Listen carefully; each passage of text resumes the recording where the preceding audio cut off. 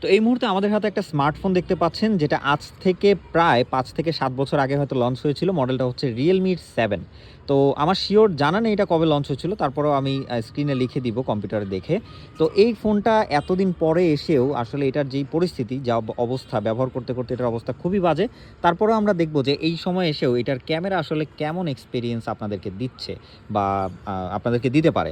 So আমরা হচ্ছে দু একটা ছবির স্যাম্পল নিব। প্রথমত হচ্ছে আমরা একটা নরমাল ছবি নিব, কোনো রকম পোর্ট্রেট ছাড়া। অ্যান্ড ফাইনালি হচ্ছে আমরা একটা পোর্ট্রেট নিব অ্যান্ড ওভারঅল আপনাদেরকে দেখাবো। সো আমরা একটা পোর্ট্রেট নিয়েছি। ফার্স্ট অফ অল হচ্ছে আমরা পোর্ট্রেটটা একটু দেখি। সো দেখতেই পাচ্ছেন এইটা হচ্ছে পোর্ট্রেট।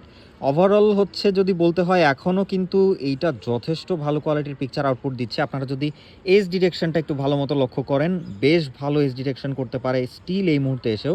তার পাশাপাশি ডিটেলও যথেষ্ট ভালো, একটু স্মুথ করে এবং প্রসেসিং এটা বোঝাই যায়।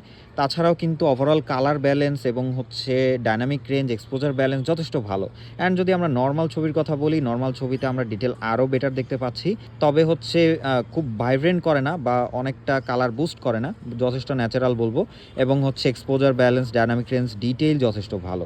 সব কিছু মিলে স্টিল এতদিন পরে এসেও কিন্তু এই Realme 7 বেশ দারুণ কোয়ালিটির পিকচার আউটপুট দিতে পারে এর 64 মেগাপিক্সেল ক্যামেরা সেন্সর দিয়ে।